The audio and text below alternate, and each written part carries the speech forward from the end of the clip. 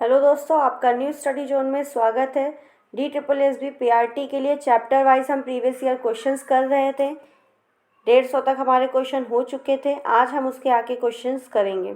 I hope आप सभी को ये वीडियो पसंद आए। वीडियो अच्छी लगे तो सभी लाइक करें, शेयर करें। चैनल पर नए हैं तो सब्सक्राइब ज़रूर करिए, बेल आइकन को प्रेस करिए ताकि हमारी आने वाली वीडियो का नोटिफिकेशन आप सभी को मिलता रहे। तो आज का हमारा पहला क्वेश्चन है 151 नंबर। एरिक्सन के मनोसामाजिक विकास के सिद्धांत के अनुसार किस अवस्था में व्यक्ति महत्वपूर्ण कदम उठाता है, काम और परिवार के प्रति जिम्मेदार होता है? तो एरिक्सन ने मनोसामाजिक विकास का सिद्धांत दिया था। इसमें 8 टोटल चरण हैं। तो इसमें से 7वें चरण जो है आपका, उसमें जो व्यक्ति है महत्वपूर्ण कदम उठाता है और काम और परिवार के प्रति जिम्मेदार होता है, वो 7वां चरण जो है आपका मध्य वयस्कता की अवस्था में होता है। ऑप्शन आपका बी यहाँ पर राइट है। नेक्स्ट, बच्चा किस अवस्था में अपने फाइन मोटर स्किल्स का पूर्ण रूप से विकास कर लेता है? तो बचपन में जो है बच्चा अपने फाइन मोटर स्किल्स का पूर्ण रूप से विकास कर लेता है। फाइन मोटर स्किल्स का मतलब है अपनी उंगली, अंगूठे, ठीक है, इसके जरिए कुछ उठाना, ठीक है, लिखना, ये सारी चीज़ें फाइन मोटर स्किल्स में आती हैं। नेक्स्ट, एरिक्सन के मनोसामाजिक विकास में के सिद्धांत के अनुसार अंतरंगता बनाम अलगाव किस अवस्था में शुरू होती है?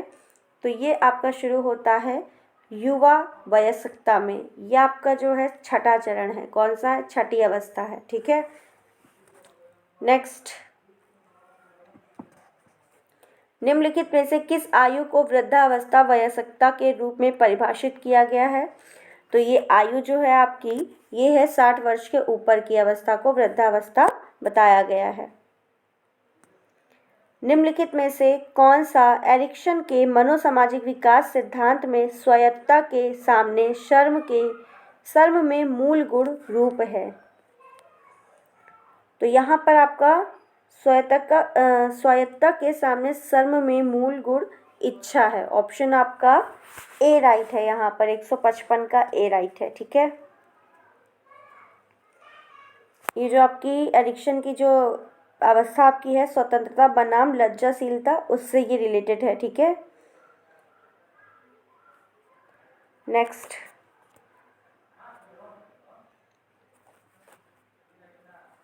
पियाजे के संज्ञान विकास सिद्धांत में स्मृति और कल्पना के विकास के लिए निम्नलिखित में से कौन सा चरण उपयुक्त है? स्मृति और कल्पना बच्चा जो है आपका पूर्व संक्रियात्मक अवस्था में करता है। ऑप्शन यहाँ पर आपका राइट हो जाएगा ए। इसके ऑप्शन देख लीजिए आप। डी, ए पूर्व संक्रियात्मक अवस्था, मूर्त संक्रियात्मक अवस्था, अमूर्त एंड संवेदिक। तो यहाँ पर आपका राइट आंसर है पूर्व संक्रियात्मक अवस्था। ऑप्शन आपका ए राइट है। नेक्स्ट, बच्चा किस अवस्था में परिवार के सदस्यों को पहचानना और उनकी नकल करना सीखता है? तो किस अवस्था में वो बच्चा पहचानने लगता है और उनकी नकल भी करता है? तो वो बाल्यावस्था में पहचानता है और उनकी नकल भी करता है, ठीक है। तो यहाँ पर आपका ऑप्शन सी राइट है। नेक्स्ट, किस मनोवैज्ञानिक के अनुसार जीवन की बाल्यावस्था को काम प्रसूति अवस्था कहा है? तो किसने जो है बाल्यावस्था को काम प्रसूति अवस्था कहा है, ये आपसे पूछा है। तो यहाँ पर आपका ऑप्शन राइट है सिगमंड फ्रायड। फ्रायड जी ने जो है बाल्यावस्था को काम प्रसूति अवस्था कहा है। नेक्स्ट, किस मनोवैज्ञानिक ने अधिगम के भावात्मक क्षेत्र की शुरुआत की है? तो अधिगम के आपके 3 क्षेत्र थे ना, तो पूछा है भावात्मक क्षेत्र की शुरुआत किसने की थी? तो इसकी शुरुआत आपके क्रथवोहल ने की थी, ठीक है। ऑप्शन आपका यहाँ पर डी राइट है। कौन सा राइट है? डी। इन्होंने 1964 में अधिगम के भावात्मक क्षेत्र की शुरुआत की थी। नेक्स्ट, प्रारंभिक बाल्यावस्था को इस रूप में भी जाना जाता है। किस रूप में जाना जाता है प्रारंभिक बाल्यावस्था को? बाद की अवस्था, परिपक्वता अवस्था, पूर्व शिशु अवस्था या टॉय एज।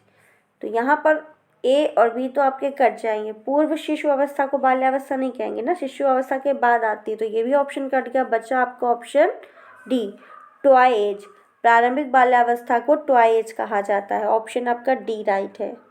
नेक्स्ट, एक बच्चे की सकारात्मक आत्म अवधारणा को पोषित करने के लिए निम्नलिखित सभी किए जा सकते हैं सिवाय, यानी कौन सा नहीं किया जा सकता वो आपसे पूछा गया है। तो पहला है उन्हें सफलता के अवसर प्रदान करें, बिल्कुल सही बात है, ठीक है। दूसरा, उचित नियम निर्धारित करें और उन्हें प्रेमयता से लागू करें। बच्चों को दिखाएं कि आपको उनकी अच्छाई और उनकी क्षमताओं में विश्वास है। उन्हें बताएं कि जब वे बुरा व्यवहार करते हैं तो वे असली और शरारती होते हैं। तो ये गलत है, ठीक है। उनको ये थोड़ी बताएंगे जब आप बुरा व्यवहार करेंगे तब आप शरारती और असली होते हैं, ठीक है, ऐसा नहीं है, ठीक। तो यहाँ पर आपका ऑप्शन डी राइट हो जाएगा। नेक्स्ट, छात्रों के बीच यौवन की अनुमानित आयु, यौवन की आयु आपसे पूछी है, कौन सी अनुमानित है?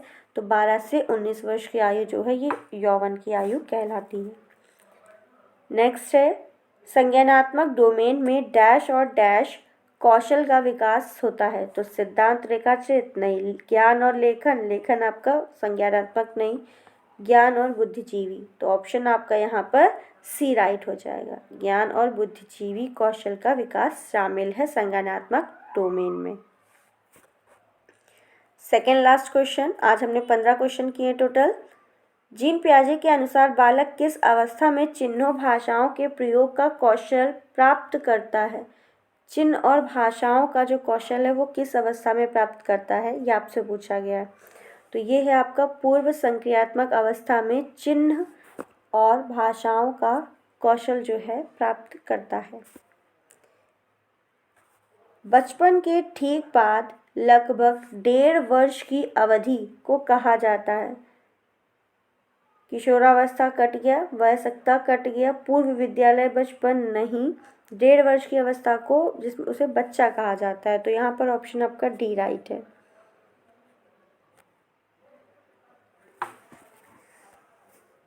तो यहाँ 164 का आपका पूर्व संक्रियात्मक अवस्था हो गया।